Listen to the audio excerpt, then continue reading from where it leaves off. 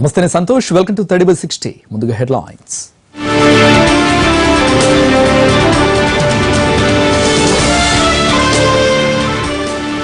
జల్లికట్టుకు Tamil Nadu assembly stamp, జాగ్రత్తలు పాటించేలా బిల్లులో నిబంధనలు. యువత సంయమనం పాటించాలన్న రజనీ కమల్, తమిళనాట రాష్ట్రపతి పాలన విధించాలని స్వామి ట్వీట్. రాజ్పథ్లో భారీ ఎత్తున రిపబ్లిక్ డే రిహార్సల్స్, ఆయుధ సంపత్తిని ప్రదర్శించిన త్రివిధ దళాలు. గుంటూరు జిల్లాలో బయటపడ్డ మావోయిస్ట్ డంప్, భారీగా గ్రెనేడ్లు, నాటు బాంబులు, బుల్లెట్లు స్వాధీనం. వచ్చే ఏడాది నుంచి జాగృతి మహిళల క్రికెట్ టోర్నీ, క్రీడల్లో సత్తా చాటాలన్న ఎంపీ కవిత.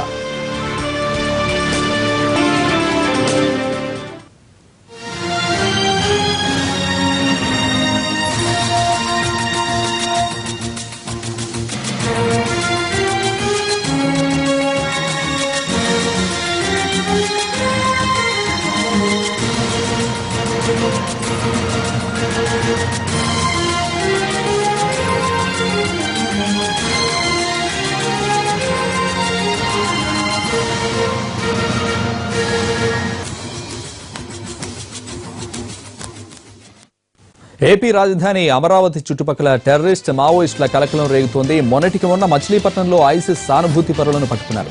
ఇప్పుడు గుంటూరు జిల్లాలో మావోయిస్టుల డంప్ను స్వాధీనం చేసుకున్నారు పోలీసులు. డంప్లో భారీగా మందుగుండు సామాగ్రిని పట్టుకున్నారు. దీనిపై తాజా సమాచారం మా ప్రతినిధి హరీష్ అందిస్తారు. Harish, over to you. Santosh, రాజధాని ప్రాంతంలో మావోయిస్టుల డంపు పూర్తి స్థాయిలో కలకలం సృష్టించినటువంటి నేపథ్యంలో ఇంకోవైపు భద్రతకు సంబంధించినటువంటి అంశం కూడా చాలా కీలకంగా మారింది. 2 రోజుల క్రితమే మచిలీపట్నం ప్రాంతంలో అలజడి కూడా రేగినటువంటి పరిస్థితి కనిపిస్తుంది.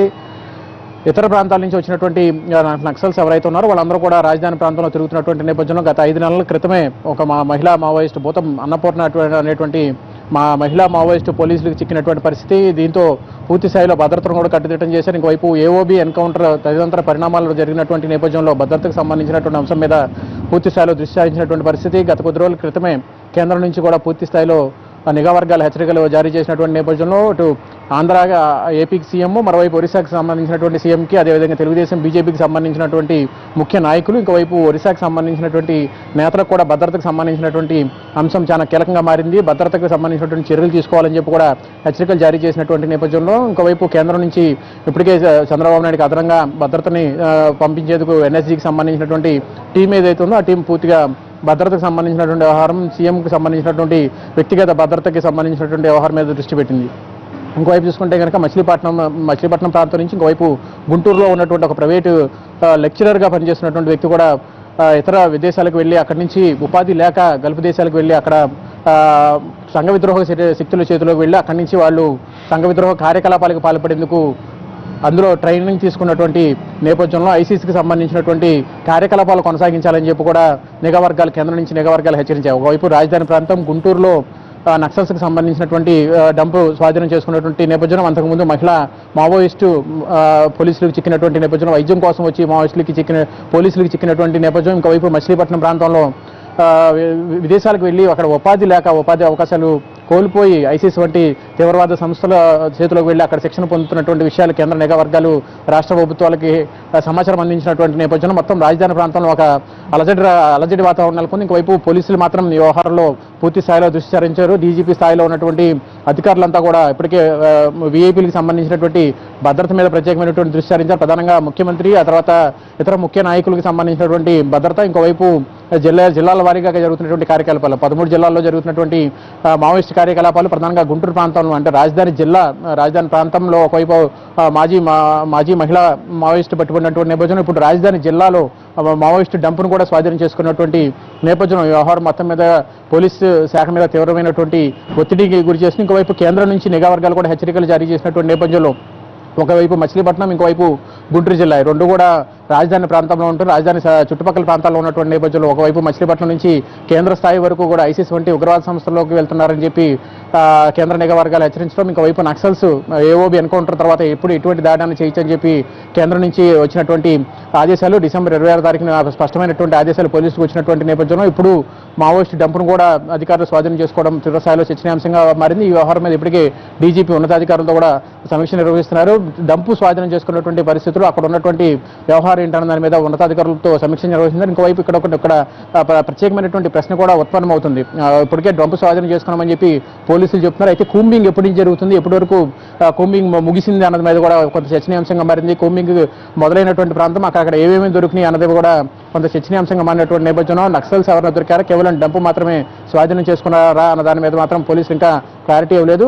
ఏదైనప్పటికీ కూడా మొత్తం మీద రాజధాని ప్రాంతం, రాజధాని జిల్లాల్లో ఒకవైపు ఐసిస్, ఇంకోవైపు నక్సల్కి సంబంధించినటువంటి ప్రభావం ఎక్కువైతున్నటువంటి నేపథ్యంలో భద్రతకు సంబంధించినటువంటి అధికార యంత్రాంగం, నిఘా వర్గాలు కేంద్రం నుంచి రాష్ట్రం నుంచి ఒకవైపు డీజీపీ స్థాయిలో కూడా పూర్తి స్థాయిలో భద్రతకు సంబంధించినటువంటి అంశం రాజధాని ప్రాంతంలో, రాజధాని సిఆర్డీఏకి చెప్తున్నటువంటి ప్రాంతం కానీ రాజధాని జిల్లాలో కానీ పూర్తి స్థాయిలో భద్రతని కట్టుదిట్టం చేసేటువంటి పరిస్థితిలో ప్రత్యేకమైనటువంటి సమావేశం నిర్వహిస్తున్నారు. సంతోష్. హరీష్, అయితే ఇప్పటి వరకు అనుమానిత వ్యక్తులను ఎవరైనా అదుపులోకి తీసుకున్నారా? అయితే డంప్ స్వాధీనం చేసుకున్న ఏరియా, ఆ చుట్టుపక్కల ప్రాంతాల్లో ఎటువంటి భద్రతా చర్యలు ఏర్పాటు చేశారు?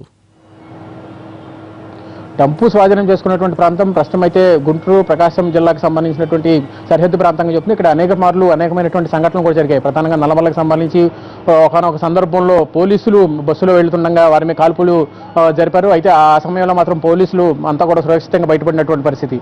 ఈ ప్రాంతం పూర్తిగా అటవీ ప్రాంతం కావడం, ఈ ప్రాంతంలో నక్సల్స్కి సంబంధించినటువంటి కార్యకలాపాలు ఎక్కువగా జరుగుతాయని గతంలో అనేకమైన సంఘటనల ద్వారా మనకు వెల్లడైనటువంటి పరిస్థితి. అయితే ఇప్పుడు రాజధాని ప్రాంతంగా మారడం, రాజధాని కార్యకలాపాలు ప్రారంభమైనటువంటి నేపథ్యం రాజధాని జిల్లాలో ఇటువంటి పరిస్థితి ఉంది. ఏఓబి ఘటన తర్వాత మావోయిస్టులు పూర్తి స్థాయిలో కనుమరుగైపోయారు. పూర్తిగా అణిచివేసేటువంటి పనిలో దాదాపుగా సక్సెస్ అయ్యామని చెప్పి పోలీసు యంత్రాంగం అంతా కూడా భావించింది. అయితే ఇప్పుడు దొరికినటువంటి డంపుకి సంబంధించినంత వరకు మాత్రం ఎప్పుడు కూంబింగ్ మొదలు పెట్టారు, కూంబింగ్లో ఎవరెవరు పాల్గొన్నారు, ఎంతమంది స్టాఫ్ పాల్గొన్నారు అన్నది పోలీసుల నుంచి మనకి క్లారిటీ రావాల్సినటువంటి పరిస్థితి ఉంది. ప్రస్తుతానికి డంపు స్వాధీనం చేసుకున్నట్టు మాత్రం పోలీసులు అధికారికంగా ప్రకటించినటువంటి నేపథ్యంలో డంపులో ఉన్నటువంటి వస్తువులు కానీ, గన్స్ కానీ, అదేవిధంగా మైన్స్కి సంబంధించినటువంటి మెటీరియల్ ఏదైతే ఉందో అదంతా కూడా పోలీసులు ప్రస్తుతం బయట పెట్టారు. దానికి సంబంధించినటువంటి సమాచారం, పూర్తి సమాచారం ఎప్పుడు మొదలు పెట్టారు, ఎవరెవరు పాల్గొన్నారు దాని మీద ప్రస్తుతం అయితే ఇంకా క్లారిటీ లేదు. దాని మీద ప్రస్తుతం ఇంకా ఉన్నతాధికారులు సమీక్ష సమావేశం నిర్వహిస్తున్నారు. దాని మీద ఒక క్లారిటీ రావాల్సినటువంటి పరిస్థితి ఉంది. సంతోష్.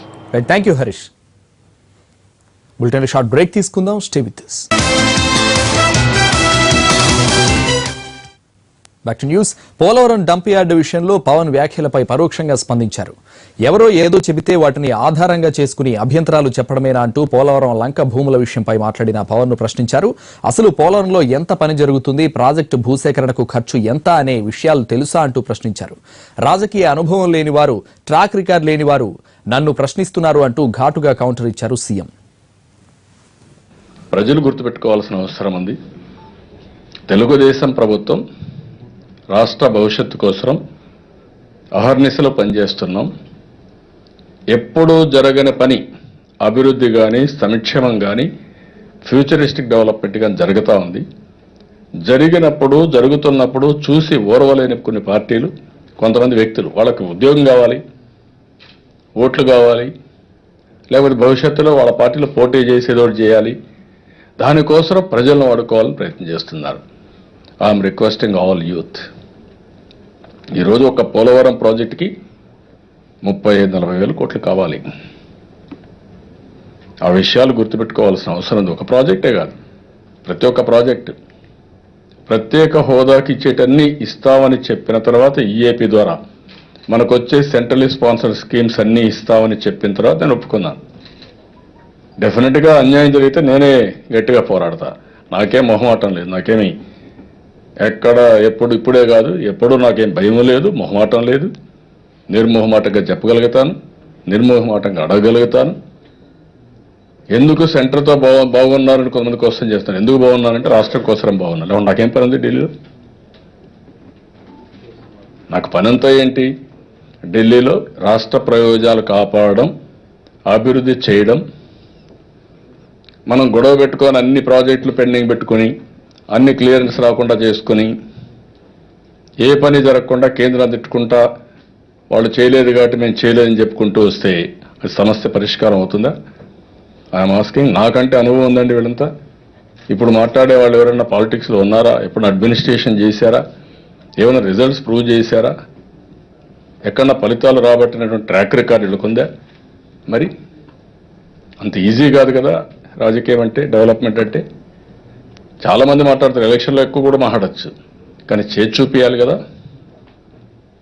దొంగ లెక్కలు రాసేదానికి ఒక అతనికి బాగా అనుభవం, నేరాలు చేయడానికి బాగా అనుభవం. ఇక్కడ కూడా వచ్చి నేరాలు చేసే పరిస్థితికి వస్తున్నారు, గొడవలు చేయడానికి రెడీ అవుతున్నారు. టేకర్స్ లేరు వీళ్లకు, ఉంటే ఏడు కూడా చేసేవాళ్ళు. నా గవర్నమెంట్లో అవన్నీ జరగవు, ఫర్మ్గా ఉంటాను. ఇప్పుడు ఏం కొత్త స్లోగన్ వచ్చింది, కులాలు ప్రాంతాలు మతాల మధ్య చిచ్చులు పెట్టాలంటాం. జల్లికట్టు తరహాలో ఉద్యమించాలన్న పవన్ కొందరు కాంగ్రెస్ నేతల వ్యాఖ్యలపైన సీఎం తీవ్ర ఆగ్రహం వ్యక్తం చేశారు. సంప్రదాయ క్రీడ కోసం తమిళ ప్రజలు పోరాడితే ప్రత్యేక హోదా కోసం ఆ తరహా పోరాటం చేయమని ఎలా చెబుతారంటూ ప్రశ్నించారు. జల్లికట్టుకు ప్రత్యేక హోదాకు పోలిక ఏంటని ప్రశ్నించారు సీఎం. సర్పంచ్గా గెలవలేని వారు, మంత్రిగా చెయ్యని వారు కూడా ఇప్పుడు లేఖలు రాస్తూ హడావిడి చేస్తున్నారని ఎద్దేవా చేశారు సీఎం. జల్లికట్టు మార్గం మీరెందుకు ఉద్యమం చేయరు నేను అడుగుతున్నా. దానికి దీనికి కంపారిజన్ ఏంటి? జల్లికట్టు మార్గం ఉద్యమం చేయడం ఏంటి అంటే ఎక్కడ నేను కాంప్రమైజ్ అవుతున్నా? నేను అడుగుతున్నాను, ఎక్కడ రాజీ పడ్డానండి? దేనికోసం రాజీ పడుతున్నారు? ఏదైనా ఉంటే టాక్ట్ఫుల్గా పోతున్నా, స్ట్రాటజిక్గా పోతున్నా. ఎందుకు? మనకు రావాల్సిన పనులు సాధించుకోవడానికి. నేను అందుకే అడిగాను, ప్రత్యేక హోదాతో సమానంగా ప్రత్యేక ప్యాకేజ్ యాజ్ ఇట్ ఈజ్ ఇస్తా అన్నప్పుడు ఎందుకు ఒప్పుకోకూడదు అడిగాను. దీంట్లో ఏమన్నా నాకు చదివి వినిపించమన్నాను, ఒక్కరన్నా చదివి వినిపించారు ఇంతవరకు? కాదు, ఈ ప్రత్యేక హోదా వస్తే ఇవి వస్తాను చదివి మీకు వినిపించమని పని ప్రెస్కి. You read and then tell me, right, then I will fight. As it is ప్రత్యేక హోదాకి ఇచ్చేది ప్రత్యేక ప్యాకేజ్ ఇస్తా అన్నప్పుడు పేరు కోసం ఎందుకు పోరాటం? నేను అడుగుతున్న స్ట్రైట్ క్వశ్చన్ అందరినీ, యూత్ను కూడా అడుగుతున్నా. ఇంత డెవలప్మెంట్ ఎక్కడవుతుంది? ఈజ్ ఆఫ్ డూయింగ్ బిజినెస్లో మనమే, పవర్లో మనమే, దేశంలో ఏది చూసినా మనమే ఆదర్శం, ఇండస్ట్రీస్ మనమే, గ్రోత్లో మనమే, అన్నీ మనమే ఉన్నాం. అలాంటప్పుడు మన ఫ్యూచర్ మనం నాశనం చేసుకోవాలన్నా? దేనికోసం పోరాటం? పోరాటం ఈ రాష్ట్రంలో కానీ దేశంలో అభివృద్ధి కోసం పోరాటం. నేను ఆ రోజు కూడా అదే చెప్పాను. మన వాళ్ళు wounded సోల్జర్స్, వారికి అన్యాయం జరిగింది. అన్యాయం చేసిన వాళ్ళు నాకు లెటర్లు రాస్తున్నారు. ఇప్పుడు విచిత్రమైన పరిస్థితి. వాళ్ళు ఏమన్నా నాకైతే ఆ లెటర్లు అప్పుడు రాయకూడదు, ఆ చేతగానే పని అనేది అప్పుడు పోరాడకూడదు, ఈ ప్రాబ్లం ఉండేది కాదు. ఆ రోజు మీకు వెన్నెముక లేదు, మీరేమీ చేయలేరు. పోలవరం ఎందుకు తీసుకున్నారు మీరని అడిగారు. పోలవరం నేను తీసుకోకపోతే అయ్యేదండి? నేను అడుగుతున్నా మిమ్మల్ని. వారానికి ఒక రోజు కూర్చోకపోతే ఒక్క అడుగు, ఒక్క మట్టి పెళ్ళ పడేదండి? సెంట్రల్ గవర్నమెంట్కు మహాసముద్రం అది.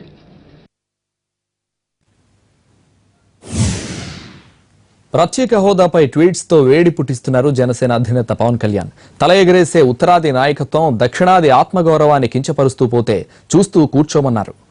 మెడలు వంచి కింద కూర్చోబెడతామని హెచ్చరించారు. తిడితే భరించి, విడగొట్టి గెంటేస్తే సహించమని, మాట నిలబెట్టుకోకపోతే తిరగబడతామని ఆంధ్ర యువత కేంద్రానికి తెలియజెప్పాలన్నారు పవన్. అసలు ఉత్తరాది నాయకులకు దక్షిణ భారతంలో ఎన్ని భాషలున్నాయో తెలుసా అని ప్రశ్నించారు. వారికి మనమంతా మద్రాసీలమే అన్నారు జనసేన అధినేత.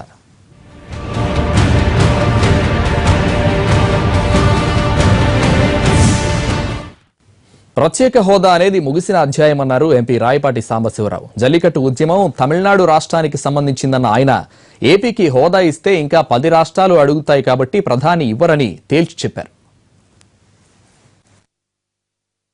Too late to talk about the subject. ప్రత్యేక హోదా అనేది రాదు, అయిపోయింది ఆ సబ్జెక్టు. నిన్న ఇప్పుడు కొంతమంది ఏం చేశారంటే తమిళనాడులో అందరు కలిసి జల్లికట్టు మీద యునైటెడ్ ఫైట్ చేశారు. దాన్ని మనవాడు చూసి ఏమన్నారంటే, మీరందరూ కూడా ఆ విధంగా ఫైట్ చేసి మనకు ప్రత్యేక హోదా వస్తుంది కదా అని చెప్పి అన్నారు. ఆల్రెడీ ది స్టార్టెడ్ మూవింగ్, కొంతమంది కుర్రోళ్ళు తిరుగుతున్నారు. Let us wait and see. నా ఉద్దేశం, మన ఈ ప్రాబ్లం వేరు, జల్లికట్టు ప్రాబ్లం వేరు.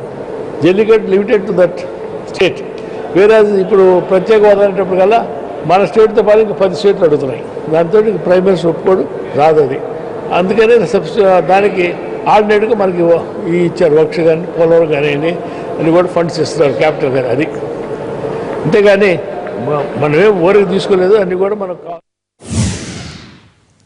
30/60లో మరో షార్ట్ బ్రేక్ తీసుకుందాం. Stay with us.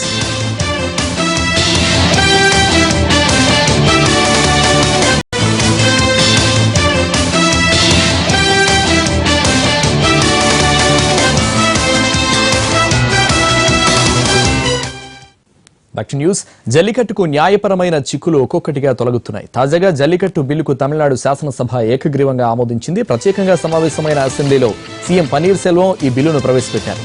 దీంతో రాష్ట్రంలో ఇక జల్లికట్టు అధికారికంగా నిర్వహించుకోవచ్చు. అయితే బిల్లులో కొన్ని నిబంధనలు చేర్చారు. జల్లికట్టు నిర్వహణకు సీసీ కెమెరాలతో పర్యవేక్షించాలి. క్రీడలో పాల్గొనే ఎద్దులకు ప్రతి 20 నిమిషాలకు కాసేపు విశ్రాంతినివ్వాలి. ఆటలో పాల్గొనేవారు తప్పనిసరిగా పేరు నమోదు చేయించుకోవాల్సి ఉంటుంది. తమిళనాడులో జల్లికట్టు ఉద్యమం మరింత హింసాత్మకంగా మారుతోంది. చెన్నైలో విధ్వంసం సృష్టిస్తున్నారు కొందరు నిరసనకారులు. షాపులు, వాహనాలు ధ్వంసం చేస్తున్నారు. దీంతో కేంద్ర ప్రత్యేక బలగాలు రంగంలోకి దించారు. విద్యార్థులు శాంతియుతంగా ఉండాలని సూచించారు. సినీ నటులు కమల్ హాసన్, రజనీకాంత్ హింసాత్మక ఘటనలకు పాల్పడొద్దని సూచించారు. మరోవైపు తమిళనాట ఉద్యమంలో చీలిక వచ్చినట్టు కనిపిస్తోంది. ఉద్యమాన్ని తాత్కాలికంగా విరమించింది ఒక వర్గం. భవిష్యత్ కార్యాచరణ ప్రకటించనుంది. మరోవైపు మరో వర్గం మాత్రం నిరసనలు కొనసాగించాల్సిందేనని స్పష్టం చేస్తోంది మరో వర్గం.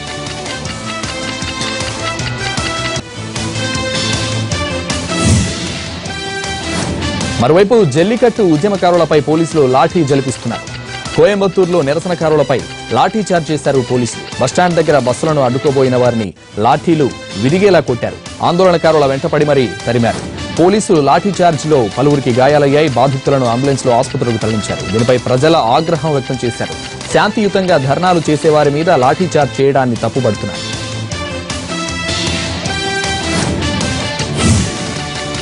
ఏపీ రాష్ట్ర బడ్జెట్ను మార్చిలో ప్రవేశపెడతామన్నారు ఆర్థిక మంత్రి యనమల రామకృష్ణుడు. బడ్జెట్ అంచనాల్లో కేటాయించిన నిధులు కాకుండా అదనపు నిధులు అడిగితే ఇచ్చేది లేదని తేల్చి చెప్పారు. అదనపు వ్యయం ఇప్పటికే 23,000 కోట్లకు చేరుకుందని, ఖర్చుల ఆధారంగా శాఖలకు నిధులు కేటాయిస్తామన్నారు యనమల. ఎఫ్ఆర్బిఎం పరిమితి పెంచాలని కేంద్రాన్ని కోరామన్న ఆయన దీనివల్ల రాష్ట్రానికి ఆర్థిక వెసులుబాటు వస్తుందని వివరించారు.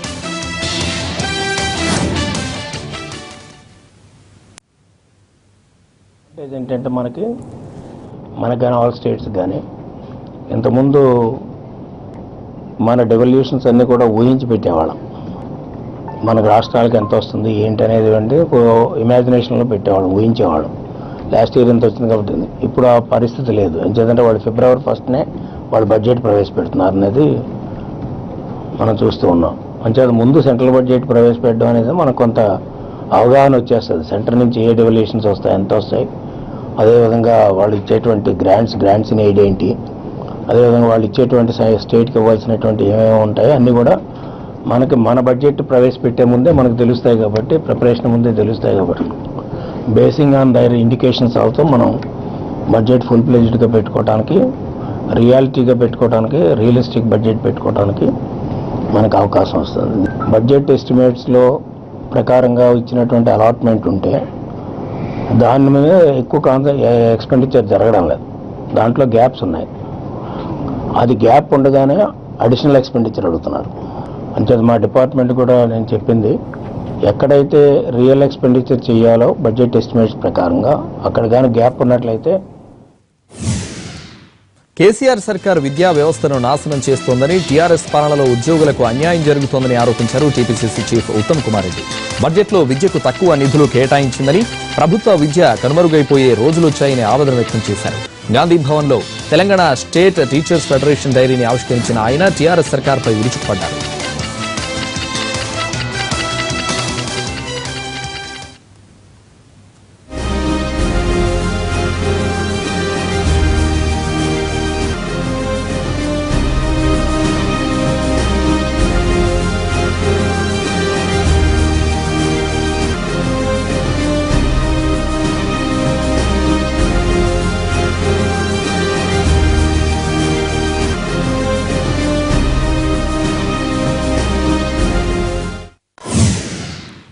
ఫ్యాకల్టీలే డైరెక్టర్లుగా తొలిసారిగా విశాఖలో వెలాసిటీ ఐఐటి అకాడమీ ప్రారంభమైంది. కార్పొరేట్ విద్యారంగంలో పలు ప్రముఖ కార్పొరేట్ కళాశాలల్లో ఫ్యాకల్టీలుగా పనిచేసిన అనుభవం ఉన్న వారితో ఈ అకాడమీని ఏర్పాటు చేసినట్లు సంస్థ డైరెక్టర్లు తెలిపారు. గత దశాబ్ద కాలంగా ప్రతి ఏటా ఐఐటిలో ఓపెన్ కేటగిరీలో టాప్ 4 నుంచి 100 వరకు తమ వద్ద శిక్షణ తీసుకున్న ఎందరో విద్యార్థులు ర్యాంకులు సాధించినట్లు వెలాసిటీ ఐఐటి డైరెక్టర్లు వెల్లడించారు. 14 గంటలు చదివితేనే ఐఐటి వస్తుంది, ఇంత ఒత్తిడికి గురి చేస్తేనే ఐఐటి వస్తుంది అనేది కంప్లీట్గా రాంగ్ అని ప్రూవ్ చేయడం అనేది వెలాసిటీ ఉద్దేశం అండి. రోజుకి 8 గంటలు కష్టపడి మిగతా టైంని మనం మిగతా డెవలప్మెంట్స్కి కేటాయిస్తూ ఓవరాల్ డెవలప్మెంట్ చూసుకుంటూ కమ్యూనికేషన్ స్కిల్స్ పెంపొందింపు చేసుకుంటూ కూడా ఐఐటి తెచ్చుకోవచ్చు అనేది ప్రూవ్ చేయడం అనేది వెలాసిటీ ఉద్దేశం అండి. గ్రామీణ క్రీడల్ని తెలంగాణ జాగృతి ప్రోత్సహిస్తుందన్నారు కవిత. వచ్చే ఏడాది నుంచి మహిళా క్రికెట్ టోర్నీని నిర్వహిస్తామన్నారు. హైదరాబాద్ ఎల్బీ నగర్ స్టేడియంలో జాగృతి ఆధ్వర్యంలో నిర్వహించిన రాష్ట్ర స్థాయి క్రికెట్ ముగింపు టోర్నీలో పాల్గొన్న కవిత గ్రామాల్లో యువతను ప్రోత్సహించేందుకు క్రికెట్ పోటీలు అవసరమన్నారు. ఫైనల్లో హైదరాబాద్తో తలపడి విజేతగా నిలిచిన మహబూబ్ నగర్ జట్టును ఆమె అభినందించారు. విజేత జట్టు సభ్యులకు బహుమతులు అందజేశారు.